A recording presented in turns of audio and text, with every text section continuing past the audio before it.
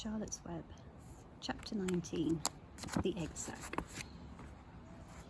Next morning, when the first light came into the sky and the sparrows stirred in the trees, when the cows rattled their chains and the rooster crowed and the early automobiles went whispering along the road, Wilbur awoke and looked for Charlotte. He saw her up overhead in a corner near the back of his pen. She was very quiet. Her 8 legs were spread wide. She seemed to have shrunk during the night. Next to her, attached to the ceiling, Wilbur saw a curious object. It was a sort of sack, or cocoon. It was peach-coloured and looked as though it were made of cotton candy. "Are you awake, Charlotte?" he said softly. "Yes," came the answer. "What is that nifty little thing? Did you make it?" "I did indeed," replied Charlotte in a weak voice. "Is it a plaything?" "Plaything? I should say not. It is my egg sac, my magnum opus." "I don't know what a magnum opus is," said Wilbur. "That's Latin," explained Charlotte. "It means great work. This egg sac is my great work, the finest thing I have ever made." "What's inside it?" asked Wilbur. "Eggs?" 514 of them," she replied. 514, said Wilbur. "You're kidding."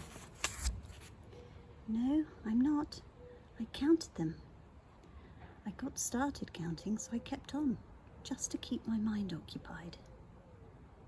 "It's a perfectly beautiful egg sac," said Wilbur, feeling as happy as though he had constructed it himself. "Yes, it is pretty," replied Charlotte, patting the sack with her 2 front legs. "Anyway, I can guarantee that it is strong. It's made out of the toughest material I have. It is also waterproof. The eggs are inside and will be warm and dry." "Charlotte," said Wilbur dreamily, "are you really going to have 514 children?" "If nothing happens, yes," she said. "Of course they won't show up till next spring." Wilbur noticed that Charlotte's voice sounded sad. "What makes you sound so downhearted? I should think you'd be terribly happy about this." "Oh, don't pay any attention to me," said Charlotte. "I just don't have much pep anymore. I guess I feel sad because I won't ever see my children."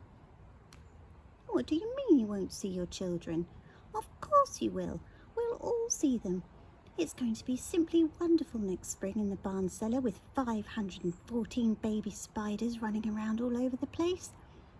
And the geese will have a new set of goslings, and the sheep will have their new lambs." "Maybe," said Charlotte quietly. "However, I have a feeling I'm not going to see the results of last night's efforts. I don't feel good at all. I think I'm languishing, to tell you the truth." Wilbur didn't understand the word languish, and he hated to bother Charlotte by asking her to explain, but he was so worried he felt he had to ask. "What does languishing mean?" "It means I'm slowing up, feeling my age. I'm not young anymore, Wilbur. But I don't want you to worry about me. This is your big day today. Look at my web. Doesn't it show up well with the dew on it?" Charlotte's web never looked more beautiful than it looked this morning. Each strand held dozens of bright drops of early morning dew. The light from the east struck it and made it all plain and clear. It was a perfect piece of designing and building. In another hour or 2, a steady stream of people would pass by, admiring it and reading it and looking at Wilbur and marvelling at the miracle. As Wilbur was studying the web, a pair of whiskers and a sharp face appeared. Slowly, Templeton dragged himself across the pen and threw himself down in a corner. "I'm back," he said in a husky voice. "What a night." The rat was swollen to twice his normal size. His stomach was as big and round as a jelly jar. "What a night," he repeated hoarsely. "What feasting and carousing. A real gorge. I must have eaten the remains of 30 lunches. Never have I seen such leavings, and everything well ripened and seasoned with the passage of time and the heat of the day. Oh, it was rich, my friends, rich." "You ought to be ashamed of yourself," said Charlotte in disgust. "It would serve you right if you had an acute attack of indigestion." "Don't worry about my stomach," snarled Templeton. "It can handle anything. And by the way, I've got some bad news. As I came past that pig next door, the one that calls himself Uncle, I noticed a blue tag on the front of his pen.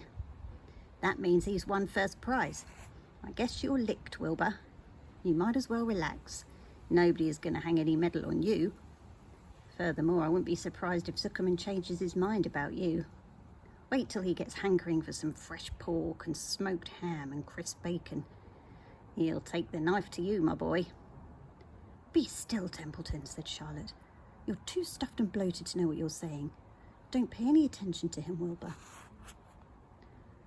Wilbur tried not to think about what the rat had just said. He decided to change the subject.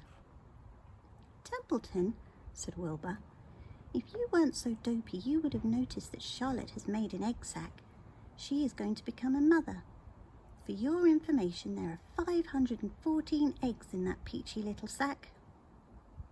"Is this true?" asked the rat, eyeing the sack suspiciously. "Yes, it's true," sighed Charlotte. "Congratulations," murmured Templeton.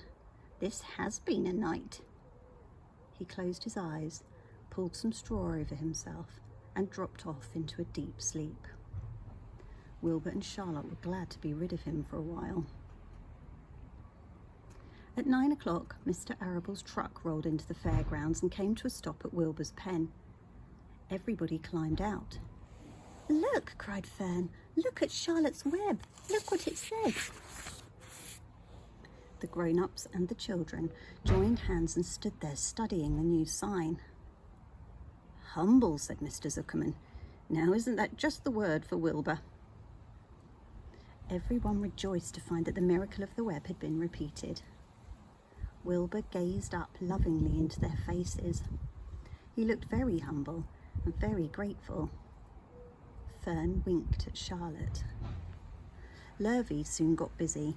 He poured a bucket of warm slops into the trough, and while Wilbur ate his breakfast, Lurvy scratched him gently with a smooth stick. "Wait a minute," cried Avery. "Look at this." He pointed to the blue tag on Uncle's pen. "This pig has won first prize already." The Zuckermans and the Arables stared at the tag. Mrs. Zuckerman began to cry. Nobody said a word. They just stared at the tag. Then they stared at Uncle. Then they stared at the tag again. Lurvy took out an enormous handkerchief and blew his nose very loud. So loud, in fact, that the noise was heard by stable boys over at the horse barn. "Can I have some money?" asked Fern. "I want to go out on the midway." "You stay right where you are," said her mother. Tears came to Fern's eyes. "What's everybody crying about?" asked Mr. Zuckerman. "Let's get busy. Edith, bring the buttermilk." Mrs. Zuckerman wiped her eyes with her handkerchief. She went to the truck and came back with a gallon of buttermilk. "Bath time," said Zuckerman cheerfully. He and Mrs. Zuckerman and Avery climbed into Wilbur's pen.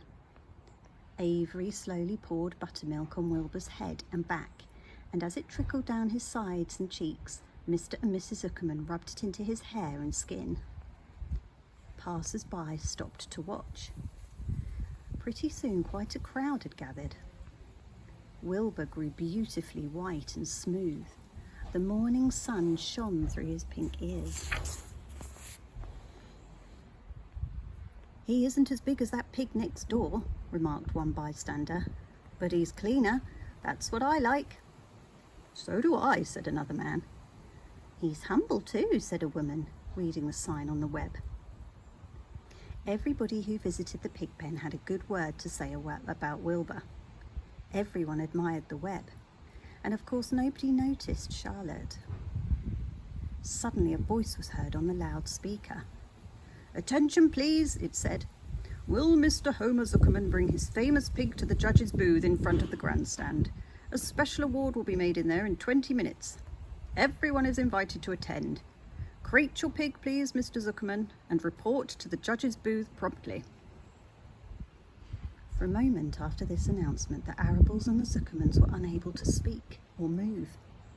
Then Avery picked up a handful of straw and threw it high in the air and gave a loud yell. The straw fluttered down like confetti into Fern's hair.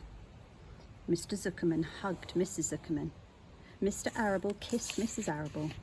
Avery kissed Wilbur. Lurvy shook hands with everybody. Fern hugged her mother, Avery hugged Fern, Mrs. Arable hugged Mrs. Zuckerman. Up overhead in the shadows of the ceiling, Charlotte crouched unseen, her front legs encircling her egg sac. Her heart was not beating as strongly as usual, and she felt weary and old, but she was sure at last that she had saved Wilbur's life, and she felt peaceful and contented. "We have no time to lose," shouted Mr. Zuckerman. "Lurvy, help with the crate." "Can I have some money?" asked Fern. "You wait," said Mrs. Arable. "Can't you see everybody is busy?" "Put that empty buttermilk jar into the truck," commanded Mr. Arable. Avery grabbed the jar and rushed to the truck. "Does my hair look all right?" asked Mr. Zuckerman. "Looks fine," snapped Mr. Zuckerman as he and Lurvy set the crate down in front of Wilbur. "You didn't even look at my hair," said Mrs. Zuckerman. "You're all right, Edith," said Mrs. Arable. "Just keep calm." Templeton, asleep in the straw, heard the commotion and awoke. He didn't know exactly what was going on, but when he saw the men shoving Wilbur into the crate, he made up his mind to go along. He watched his chance, and when no one was looking, he crept into the crate and buried himself in the straw at the bottom. "All ready, boys," cried Mr. Zuckerman. "Let's go." He and Mr. Arable and Lurvy and Avery grabbed the crate and boosted it over the side of the pen and up into the truck. Fern jumped aboard and sat on top of the crate. She still had straw in her hair and looked very pretty and excited. Mr. Arable started the motor. Everyone climbed in and off they drove to the judge's booth in front of the grandstand. As they passed the Ferris wheel, Fern gazed up at it and wished she were in the topmost car with Henry Fussy at her side.